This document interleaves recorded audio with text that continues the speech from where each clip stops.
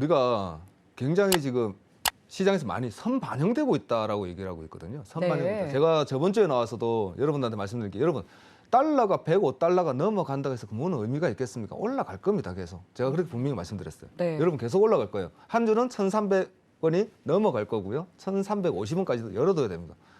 여러분들이 의미 없습니다. 계속 의미 없다고 말씀드리고 계속 올라갈 거다. 왜? 의미가 없다고요? 105달러 고점이 어디냐를 맞추는 게 의미가 없다는 거죠. 네. 왜냐하면 고점이 어디냐, 저점이 어디냐를 우리가 먼저 예측을 한다는 것은 거기서 대응을 하겠다라는 거거든요. 네. 내가 만일에 증시를 한다 그러면 105달러가 고점이면 고점 대비 증시에서 투자를 한번 다시 흔한 말로 물타겠다라는 개념의 의미를 두는 건데 여러분 그렇게 하지 말라는 거예요. 지금 리섹션이 지금 아직 안 왔다 하고 있는데 분명히 리섹션은 올 거라고 다들 전망하고 있습니다, 여러분. 그렇게 되면 제가 생각하는 거는 긴축이 끝나고 만일에 긴축이 끝난 이후 올 들어 내년 초반에 끝나고 나서 분명히 올 초나 내년에 리섹션을 한번 온다면 짧지만 온다면 그때 한 번 더 강한 폭이 올 거예요. 그렇기 때문에 제가 조금 PPT 보면서 잠깐 설명을 한번 드려볼게요.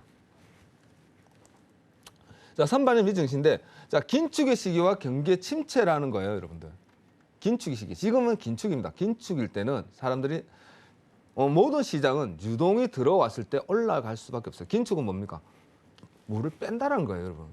지금 연준에서는 시장을 거꾸로 들고 흔들고 있어요. 탈탈탈 털고 있단 말이에요. 근데 이런 시장에서 여러분들이 이제는 바닥이구나, 반등이구나, 변곡이구나 그렇게 생각하시면 큰일 난다는 겁니다.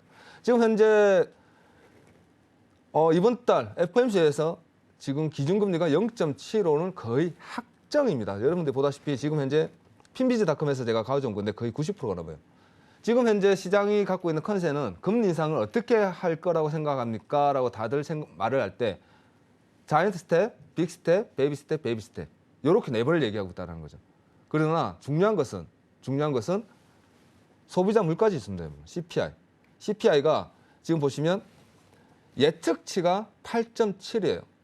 여러분, 예측이 8.3, 8.5를 잡고 있는 것이 아니라 지금 8.6보다 더 높은 8.7을 잡고 있다는 거죠. 더 높게 나올 수도 있다는 거예요. CPI가. 자, 그러면 뭘 얘기하고 있느냐? 자이언트 스텝의 빅 스텝이 아니라 자이언트 스텝에 다시 한번 또 빅 스텝, 그 다음 베이비 스텝이 아니라 빅 스텝. 3.5는 무조건 넘어갈 수 있다는 거예요. 최하가 올 연말에 기준금리는 3.5라는 겁니다. 제가 계속 얘기하고 있는 게 여러분 까딱하면 4자도 볼 수 있습니다. 3.25, 3%대를 생각도 하지 마세요라고 계속 강조하고 있는 게 긴축은 굉장히 강하게 이어질 거라는 겁니다. 긴축은 굉장히 강하게 이어질 거다. 그럼 시장은 위축될 수밖에 없고요. 위축되다 보면 리섹션이 올 수밖에 없다라는 겁니다. 지금 현재 실업수당 청구 건수가 이번에 발표가 됐는데 보시면 알겠지만 6월 달부터요. 지금 6월 달 들어서 계속적인 매주 증가하고 있다. 실업수당 청구 건수가 증가하고 있다는 겁니다. 고용은 감소하고 있고. 뭘 얘기하느냐? 기업은 이미 리세션을 준비하고 있다는 겁니다. 시장이 좋을 때 제일 늦게 기업에서 행동을 액션을 취하는 것은 고용입니다. 경기가 좋을 때 고용을 제일 늦게 늘려요. 그러나 경기가 힘들 때 기업은 제일 먼저 하는 게 고용을 감소하는 겁니다. 고정 지출을 줄이는 거. 그럼 뭔 얘기하느냐? 여러분 얼마 전에 뉴스에도 한 토막 나왔습니다. 테슬라에서 연구인원 200명을 해고했다. 고용을 감소했다. 대기업부터 고용이 줄고 있다는 겁니다. 그럼 뭘 얘기하느냐? 경기가 더 힘들어지고 있다. 기업은 힘들어질 수밖에 없어요. 지금 현재 계속적으로 제가 저번 주에도 와가지고 여러분들한테 설명드린 게 하일드 스프레드가 올라가고 있습니다, 여러분. 계속 올라가고 있어요. 하일드.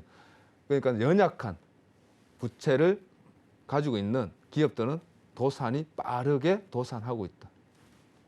기업이 무너지고 있다는 겁니다. 시장은 그걸 얘기를 하지 않다는 거죠.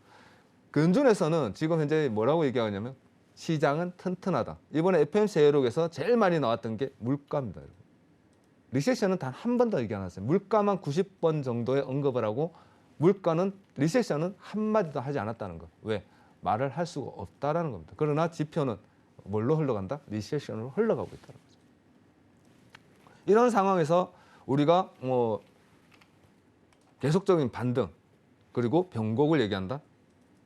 너무 위험하다라는 거. 물론 반등은 나오고 있습니다, 여러분. 반등은 나오는데 이번 분기 3, 4분기에 GDP 성장률이 마이너스, 4, 4분기 GDP 마이너스 나오면 2분기만 GDP가 마이너스 더 나오면 그때부터는 정말 침체 위기, 리세션을 입을 달고 다닐 거예요.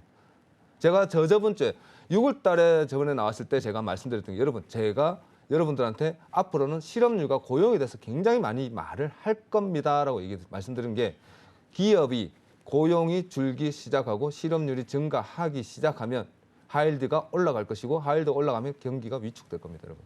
위축되면 시장은 더 한 번 강한 하락폭을 보여줘야 됩니다라고 자꾸 말씀드리는 거예요. 자, 그렇기 때문에 자, 좀 본론으로 다시 넘어가면 지금 현재 실업 청구 건수는 계속 증가하고 있고 고용률은 또 다음 주에는 다음 달은 더 떨어질 겁니다, 여러분. 제 예상치는 그래요. 그리고 3, 4분기는 지수는 잠깐 반등을 하고 있지만 GDP 성장률과 모든 것이 더 안 좋게 나올 거다. 그렇게 제가 말씀드리고 있고 미증시 상승률입니다. 현재 미증시는 이번 주 제가 좀 있으면 다시 보여드릴 건데 이번 주 미증시는 굉장히 강한 상승을 보였었어요. 자, 먼저 잠깐만 넘겨볼게요. 보시면 네. 여기 보시면 다시 한번 보면 이번 주입니다, 여러분. 이번 주 미 증시 S&P 500에 담겨 있는 미 증시에 지금 상승폭을 보여주고 있는 거예요. 한 주. 제일 강하게 보여주고 있는 게 뭡니까, 여러분? 제일 강한 부분. 반도체죠, 반도체. 우리가 좋아하는 반도체입니다. 그래서 삼성과 하이닉스가 지금 올라가면서 우리나라 국내 증시가 반등을 보여주고 있는 거예요. 지금 현재. 그리고 제일 눈여겨봐야 되는 게 원유죠. 거꾸로 가고 있다는 거예요, 여러분. 이 부분이 거꾸로 가고 있기 때문에 이 두 가지 분류가 시장과 원자재가 저번 주 굉장히 강하게 빠졌습니다. 그리고 원유도 굉장히 강한 하락폭을 보면서 100불이 무너졌죠. 지금은 물론 다시 105불 이상 올라가고 있는데 이 두 가지만 보더라도 원자재가 빠짐으로 해서 시장은 다시 반등을 보이면서 반색을 하고 있다는 건데 단기 반등이라는 거예요, 여러분. 단기 반등. 자, 그렇다면 우리가 시장을 어떻게 봐야 되느냐. 잠시만 차트를 보고 제가 설명드릴게요. 지금 현재 여러분들한테 오늘 그래서 이 어려운 시장에 지금 어떻게 될 것이냐. 굉장히 강한 보합을 보여주고 있는데 올라가는 거냐. 반등으로 계속 상승을 봐야 되느냐. 아니면 하락으로 봐야 되느냐. 나는 모르겠다는 거죠.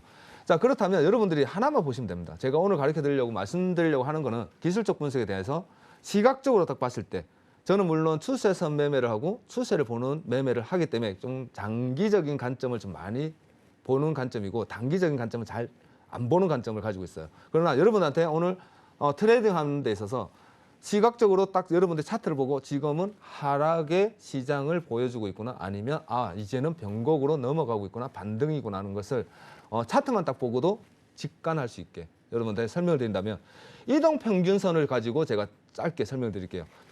이동평균선을 보시면 여러분들이 지금 제가 말씀드린 거 메모해도 괜찮습니다. 메모해도 충분히 공부되는 자료이기 때문에 장기 이평선이라는 게 있어요. 이평선 중에는 장기 이평선, 단기 이평선, 그리고 중기 이평선 세 가지로 나누는데 해외 선물에서는 241선과 121선 사이의 폭을 그리고 저 같은 건 201선을 또 봅니다.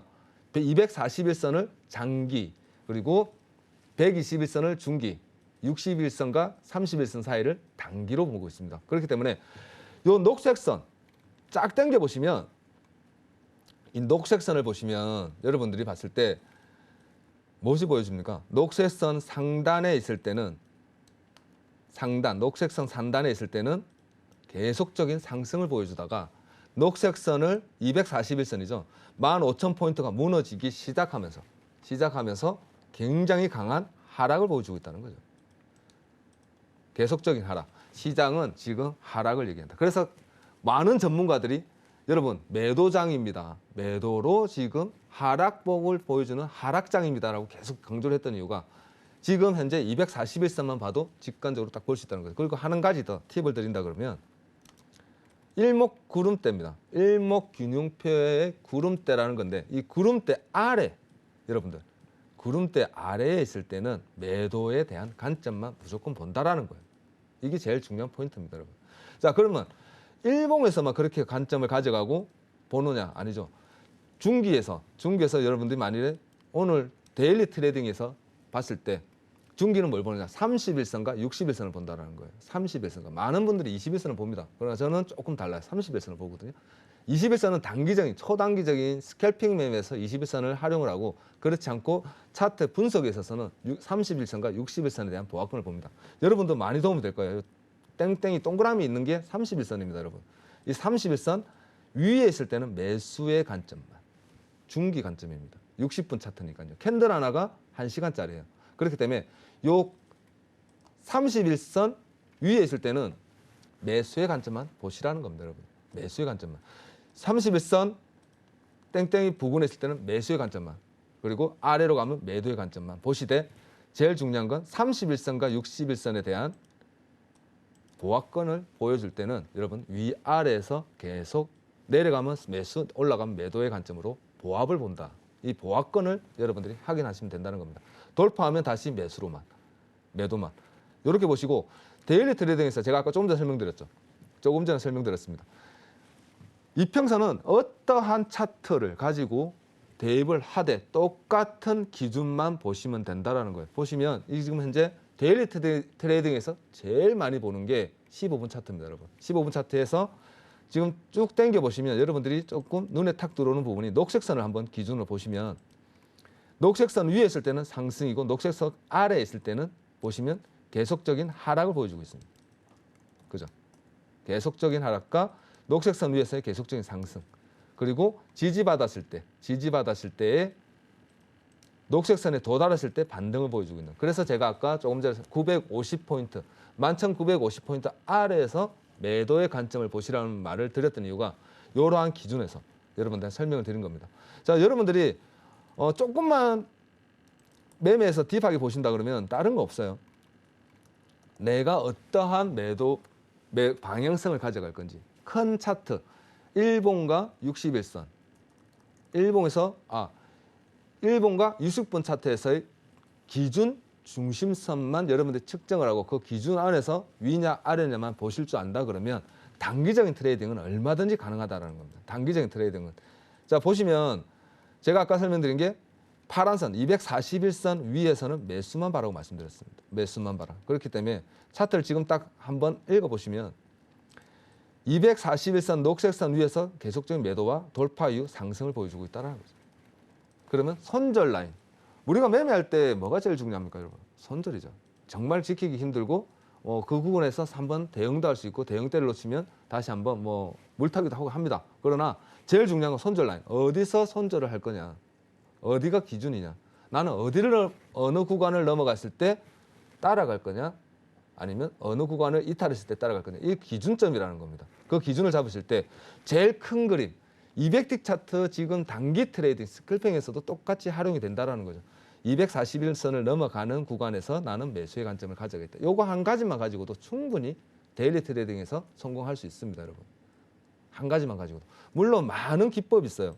제 같은 경우는 추세선을 긋기 때문에 추세선 매매를 하는 사람이라서 조금 빠른 관점에서 싼 구간을 확인할 수도 있습니다. 추세선이 넘어가면 매수다. 왜? 트렌드가 위로 향했으니까 나는 매수로 보겠다. 트렌드가 이탈되었으니 밑으로 내려갔으니 나는 하락의 관점에서 중요한 포인트를 확인하겠다. 이러한 관점을 분명히 트레이딩에 볼 수 있습니다. 그런데 보통 초보분들은 너무 많은 기술적 분석을 확인하기가 어려우니까 이러한 기준. 나는 241선을 기준으로 하되 161선 위에서 매수의 관점을 가지다가 241선에 넘어가면 추세를 상승으로 이어가겠다. 이 하나의 기준만 가지면 여러분들 매매하실 때 굉장히 큰 도움이 되지 않을까. 이렇게 어려운 장세에 일본 같은 경우도 마찬가지입니다, 여러분. 31선 올라타면 나는 매수 봐야지 오늘. 그리고 다시 31선이 넘어가면 파란색이죠. 파란색이 이탈되면 11,950이 이탈되면 나는 매도를 봐야지. 요 하나의 관점을 가지고도 그날의 데일리 트레이딩에서 방향성을 충분히 가져갈 수 있다라는 겁니다. 자, 여러분들과 보실 때 이런 구간에서는 이렇게 아무것도 없는 구간에서는 솔직히 매매 안 하면 됩니다, 여러분. 안 하시면 돼요. 다른 거 없습니다. 모르겠는데 이게 올라갈까 내려갈까 고민이 된다 그러시면 안 하시면 된다는 거예요. 큰 방향 잡지 말고 보일 때 보일 때 요 위에까지 61선까지는 나는 매수로 한번 봐야지. 저항대라고 했으니 12,330까지는 상승으로 열릴 수 있겠구나라는 관점에서 매수를 좀 더 봐야지. 요런 기준만 딱딱 지켜가시면 충분히 여러분들은 기술적 분석 어렵지 않습니다. 조금만 배우시면 돼요, 여러분. 못 들어서 그렇게 하는 거 말을 못 들어서 모를 뿐이지 말해주고 그걸 듣고 도입을 해보면 정말 쉬운 게 기술적 분석입니다. 물론 시간은 걸리긴 해요. 그러나 이러한 관점으로 하나하나 익혀나가시면 여러분들도 충분히 성공 투자의 길로 접어들 수 있다. 그것만 제가 말씀드릴 수 있을 것 같습니다. 감사합니다.